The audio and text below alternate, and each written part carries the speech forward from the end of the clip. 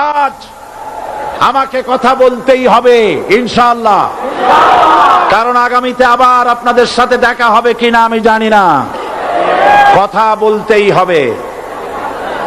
বসেন, কেউ দাঁড়িয়ে থাকবেন না। আমি দেখতে পাচ্ছি বাংলাদেশের ভাগ্য আকাশে উত্তর গগনে কালো মেঘ জমা হয়েছে। ঝড়ের পূর্বাভাস লক্ষ্য করছি।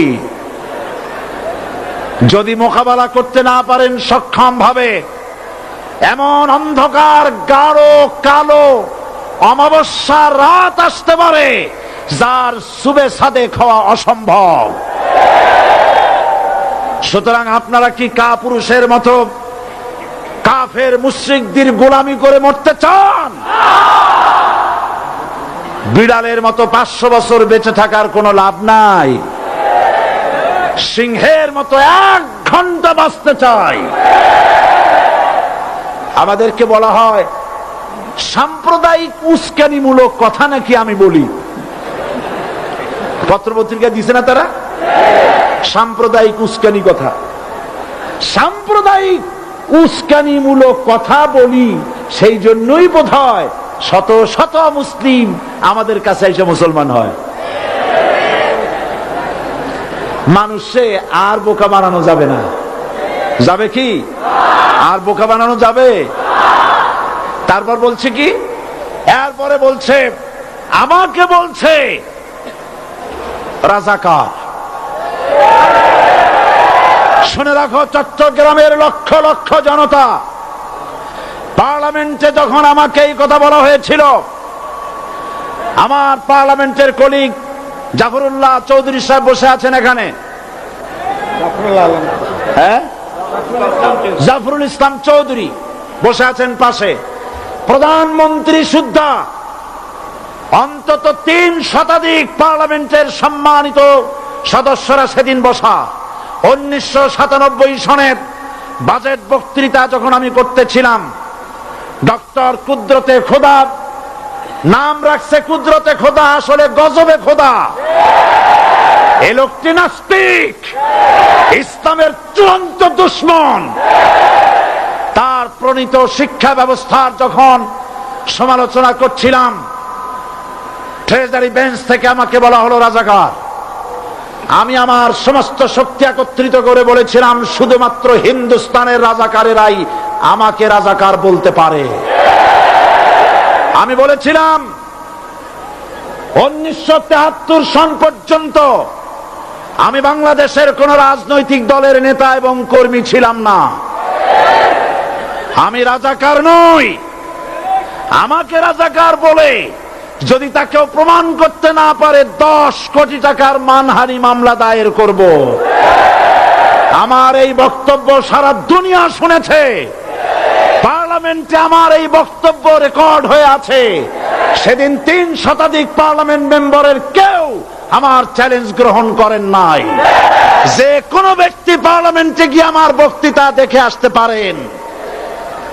এরপরে 1997 সনের 7 অক্টোবর দৈনিক জনকণ্ঠ পত্রিকা যখন আমার বিরুদ্ধে লিখলো, সেই পত্রিকায় সাইদির ওপেন চ্যালেঞ্জ 8ম পাতা, 1997 7 অক্টোবর, এত বড় 2 কলামে হেডিং।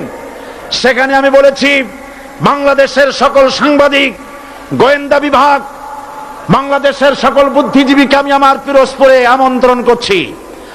আমার উপস্থিতিতে যদি কেউ প্রমাণ করতে পারে বাংলাদেশের স্বাধীনতা যুদ্ধের বিরুদ্ধে আমার কোন ভূমিকা ছিল, সজ্ঞানে স্বেচ্ছায় জাতীয় সংসদের সদস্য পদ থেকে পদত্যাগ করব। 3 বছর পার হয়ে গেছে, আজ পর্যন্ত কেউ এই চ্যালেঞ্জের মোকাবেলা করে নাই। সুতরাং আমাকে যারা রাজাকার বলবে তারা পিতৃ পরিচয়হীন অবৈধ সন্তান। 1971 সনের, শোনো মুসলমানেরা, 1971 সনের কোন কাদা সাইদির গায়ে লাগে নাই। আমাকে রাজাকার বলে জনগণ থেকে বিচ্ছিন্ন করবা, জনগণ থেকে আমারে বিচ্ছিন্ন করা যাবে না। কারণ এই জনগণ আমার জন্য আসে না, এই জনগণ আসে আল্লাহ কোরআনের জন্য।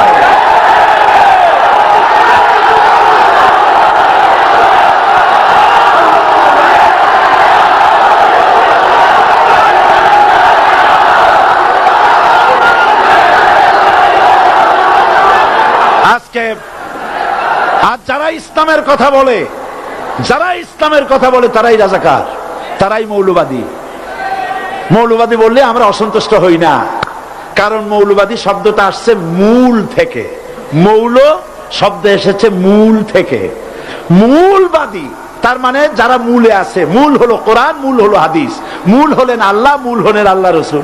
আমরা আছি মূলে। এখন বলেন তো মূলের শক্তি বেশি না আগার শক্তি বেশি? আমাদের যারা মৌলবাদী বলে ওরা হলো আগাবাদী। মূলে আছে কত কোটি? 12 কোটি। মূলে আছে কত কোটি? আর আমাদের যারা মৌলবাদী বলে ওই থাকো গাছের আগায়, আমরা মূলে। লাফালাফি বেশি করবা না, 12 কোটিতে গাছের গোড়া আসতে নানা দেবে, মামু বাড়ি দিল্লি গিয়ে পড়বা, বাংলার জমিনে জায়গা হবে না। এ কথা বিশ্বাস করো। বাংলাদেশের মুসলমানদের শরীরে এক বিন্দু রক্ত থাকতে শয়তানের তৈরি করা ধর্ম নিরপেক্ষ মতবাদ বাংলার জমিনে কায়েম হতে দেওয়া হবে না, হবে না।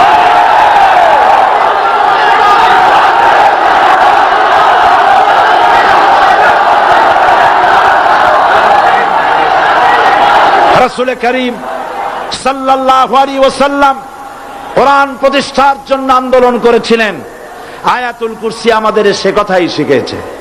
আল্লাহ রাব্বুল আলামিন বলেন, আল্লাহু লা ইলাহা ইল্লা হুয়াল হাইয়ুল কাইয়্যুম। প্রাণ খুলে পড়েন, আল্লাহু লা ইলাহা ইল্লা হুয়াল হাইয়ুল কাইয়্যুম। আল্লাহ হচ্ছেন তিনি, যিনি ছাড়া কোনো ইলাহা নাই, আইনদাতা নাই, বিধানদাতা নাই। আমরা মানুষের তৈরি করা আইন মানি না।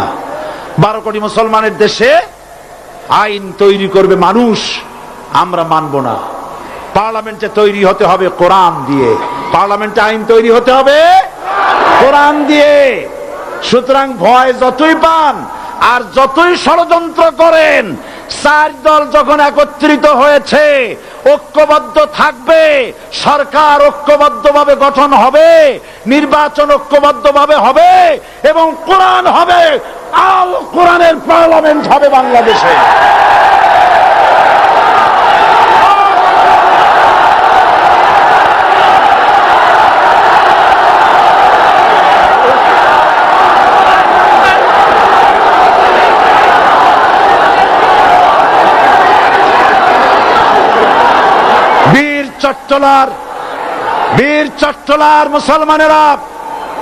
বীর চট্টলার মুসলমানেরা স্বাধীনতার ঘোষণা, এই চট্টগ্রাম থেকে স্বাধীনতার মহান ঘোষক প্রেসিডেন্ট জিয়াউর রহমান সাহেব দিয়েছিলেন।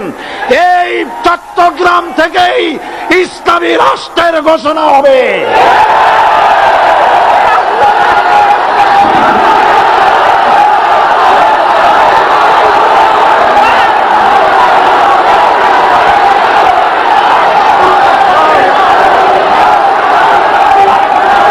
আশাবাদী আপনারা অবশ্যই তা পারবেন। আমি 100% বিশ্বাস করি ইনশাআল্লাহ। কারণ যে ষড়যন্ত্রের মোকাবেলা করে স্থানীয় রাজনৈতিক দলের নেতৃবৃন্দ কোরআনের মাহফিল সিনায় এনেছেন, আমি প্রথম দিনই বলেছি চট্টগ্রাম তাফসিরুল কোরআন মাহফিল কোন রাজনৈতিক দলের প্রতিনিধিত্ব করে না। এটা কোন জামাত শিবিরের একক সম্পদ নয়, এটা চট্টগ্রামের মুসলমানদের কলিজার টুকরা তাফসিরের মাহফিল। সুতরাং এই মাহফিল চট্টগ্রামে থাকবে ইনশাআল্লাহ কিয়ামত পর্যন্ত। 144 ধারা 288 হয়ে গেছে, ষড়যন্ত্র পায় পায় চলে গেছে।